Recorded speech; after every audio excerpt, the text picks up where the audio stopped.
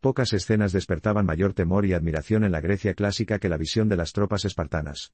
Su presencia se asociaba a la profesionalidad, a la intensa preparación física y mental y a la entrega total, virtudes que encontraban su máximo exponente en la selecta unidad de los hípeis, 300 hoplitas elegidos anualmente por los éforos o magistrados de entre los espartiatas mejor preparados para servir como guardia privada del rey.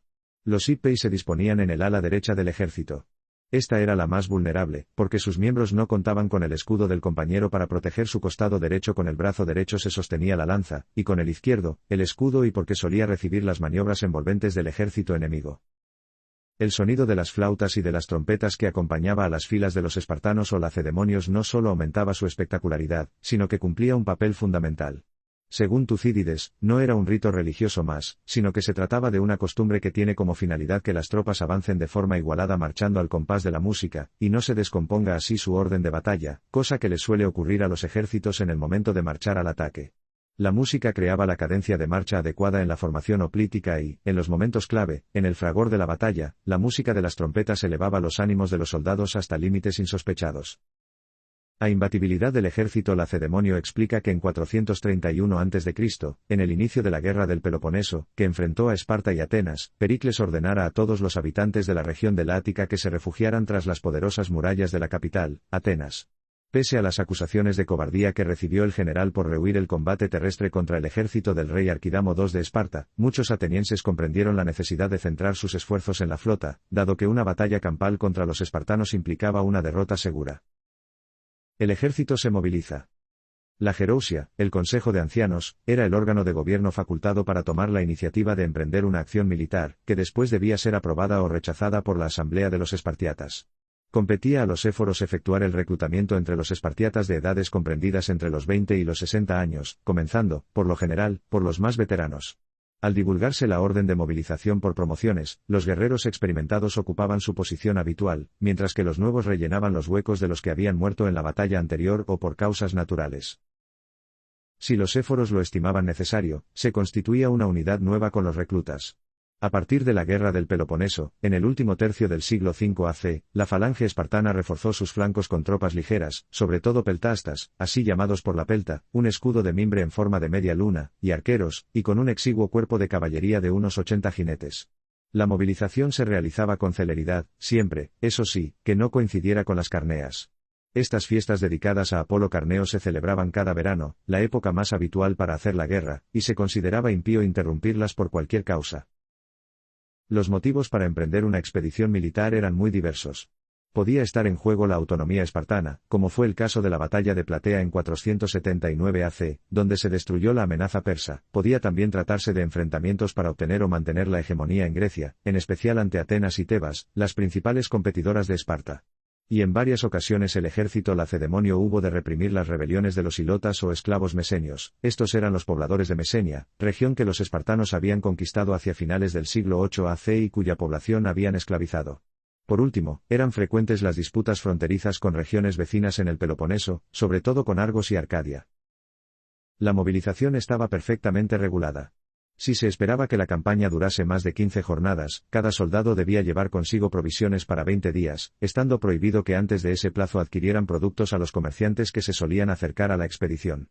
La alimentación, basada en pan de cebada, queso y carne salada, era la misma para la tropa, para los oficiales y para el mismo rey.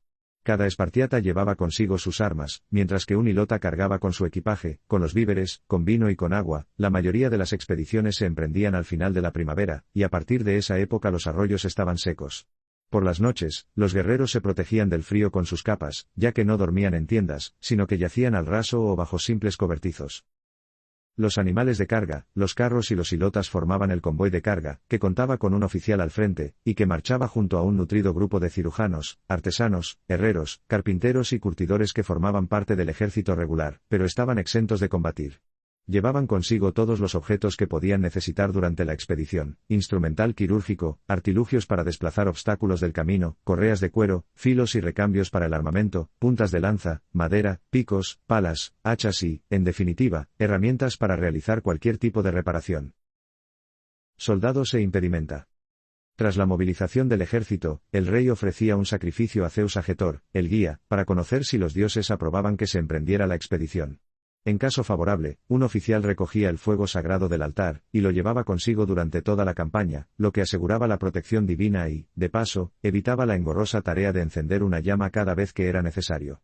En estos ritos se sacrificaban cabras y ovejas, cuya carne serviría para alimentar después a los soldados. Cuando el ejército llegaba a la frontera de Lacedemonia, el rey celebraba un nuevo sacrificio, en este caso dedicado a Zeus y a Atenea, y convocaba a continuación a sus tropas para escuchar juntos los versos del poeta lírico Tirteo, que vivió en el siglo VII a.C. Y ensalzó en sus poemas épicos el valor y patriotismo de los espartanos. Un bien común a la ciudad y al pueblo entero es el hombre que, erguido en vanguardia, se afirma sin descanso, y olvida del todo la fuga infamante, exponiendo su vida y su ánimo audaz y sufrido. Durante la marcha se colocaban al frente de la formación la caballería y los esciritas, recios montañeses del norte de Lacedemonia con armamento ligero, formando una poderosa pantalla que protegía por delante el convoy de carga. La infantería pesada, en dos largas filas que flanqueaban las mulas de carga, el ganado, los hilotas y los no combatientes, componía una masa ingente que se acoplaba a los accidentes del terreno, y respondía con inmediatez a las órdenes que transmitían los sonidos de un cuerno. En todas las expediciones había dos éforos que vigilaban que las decisiones del rey se ajustasen al código de honor y a la ley. En ocasiones, como si fuera un duelo individual, los ejércitos enemigos se enviaban heraldos, y se citaban en una llanura para combatir.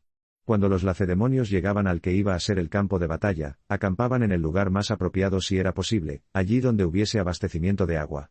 El campamento se levantaba con forma cuadrada, siempre que la orografía lo permitiese, colocándose en su interior animales, suministros y esclavos. No se fortificaba el exterior, aunque los esciritas y la caballería hacían constantes salidas a zonas elevadas de los alrededores para vigilar. Era evidente que la guardia espartana tomaba más precauciones ante una posible huida de sus hilotas que ante un ataque del ejército rival. Los soldados espartanos mantenían un intenso programa durante el tiempo que estaban acampados. Después de ofrecer el pertinente sacrificio matutino, el rey daba las órdenes del día a sus oficiales, que solían consistir en ejercicios físicos antes del desayuno, revista, relevo en los puestos de vigilancia e instrucción militar. Por la tarde competían en ejercicios atléticos, en los que un polemarca, alto comandante militar, actuaba como juez y concedía un premio al vencedor, por lo general carne para la cena. Al final de la jornada volvían a cantarse himnos y poemas de Tirteo, y cada uno se marchaba a dormir junto a sus armas y sus compañeros de tienda, Siskenoi. Al amanecer del día en que se iba a librar la batalla, en ocasiones ya a la vista del enemigo, los hoplitas abrillantaban sus escudos, preparaban sus armas y peinaban con esmero sus largos cabellos, un ritual que tenía una elevada carga simbólica y psicológica. Cuando el inicio del combate era inminente se sacrificaba una cabritilla a Artemis Agrótera, la diosa de la caza, y los adivinos examinaban las entrañas ante la atenta mirada del rey, que solo daría orden de atacar si contaba con el beneplácito divino. Entonces los hombres recibían las últimas instrucciones, los oficiales se colocaban en primera línea de sus formaciones, y esperaban a oír la señal de avanzar que daban los trompeteros. La temible falange espartana. En ese momento, todos los hoplitas entonaban un peano canto de guerra denominado Canción de Cástor, venerado héroe espartano, que se acompañaba con las melodías que los flautistas tocaban desde su posición entre las filas. Esta escenografía tenía el propósito de atemorizar al rival e infundir coraje a los espartiatas, quienes avanzaban de forma acompasada con sus lanzas levantadas al pausado ritmo de la música. El ejército lacedemonio realizaba la aproximación a la línea enemiga con mayor lentitud que sus rivales, según la cadencia armónica que marcaban los flautistas. Cuando se trataba de un enfrentamiento directo entre espartanos, y un solo ejército rival solía ocurrir que éste se retirara antes de que las dos líneas se encontraran, y esta tendencia solo cambió a partir del siglo V a.C., cuando comenzaron a ser frecuentes las alianzas militares entre distintas ciudades. Al producirse el choque entre las primeras líneas de uno y otro bando, todos los guerreros comenzaban a empujar sobre sus escudos. Cada hoplita presionaba con fuerza sobre la espalda del que tenía delante, mientras que los de las 3 o 4 filas de vanguardia dirigían sus lanzas sobre los hombros de sus compañeros, tratando, así, de alcanzar a alguno de los enemigos. El propósito de la falange era romper la formación contraria, lo que requería un esfuerzo descomunal durante un periodo de tiempo en ocasiones muy prolongado. Mientras no se produjera la ruptura de las líneas enemigas, los caídos en el combate eran escasos, y los compañeros de detrás cubrían de inmediato los huecos. Cuando los hoplitas de una falange perdían su posición solían emprender la huida, y solo entonces se producía un número considerable de muertos. Para huir debían librarse del peso del escudo, por lo que quedaban expuestos ante el acoso del enemigo. El ejército espartano, sin embargo, no solía encarnizarse con los rivales derrotados. Según Tucídides, los lacedemonios, gracias a su resistencia, sostienen las batallas durante largo tiempo, y con firmeza hasta el momento en que ponen en fuga al enemigo, pero una vez lo han hecho huir, sus persecuciones son breves y a corta distancia. No tenía sentido exponerse innecesariamente después de haber logrado el objetivo, sobre todo si el enemigo disponía de caballería, por lo que el rey ordenaba a los trompeteros que tocaran la retirada, y se procedía a atender a los compañeros heridos y a recoger a los muertos. Gloria a los héroes. A continuación, las tropas espartanas formaban delante de los enemigos caídos, y exhibían las armas con las que les habían dado muerte.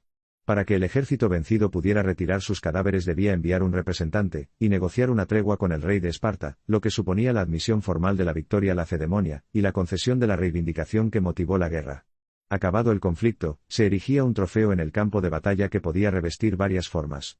Una de las más comunes consistía en cubrir el tronco de un árbol con el casco, la coraza y las armas de los vencidos, aunque cuando la victoria tenía una trascendencia especial se construía un monumento en piedra. En ocasiones se grababan también inscripciones en los escudos de los oficiales enemigos más significados, y se guardaban en los tesoros de los santuarios de Olimpia y Delfos. En cuanto a los cuerpos de sus caídos, los espartanos los disponían encima de sus propios escudos, y así los transportaban hasta algún lugar cercano al campo de batalla para darles sepultura y honrarlos con algún epitafio, como el compuesto por Simónides de Ceos para los espartanos que murieron defendiendo el paso de las Termópilas en 480 a.C. Extranjero, ve y di a los espartanos que aquí, obedeciendo sus leyes, yacemos. Terminados los rituales, el ejército emprendía el regreso y, al llegar a Esparta, hacía una entrada triunfal entre las aclamaciones de los ciudadanos. No habiendo nada más glorioso que morir en combate, se celebraban homenajes en memoria a los caídos, como corresponde a los héroes. Por el contrario, si un espartiata regresaba con vida de una batalla finalizada en derrota, se le despojaba de sus derechos cívicos, y se le obligaba a vivir en un estado de exclusión social y de total ignominia.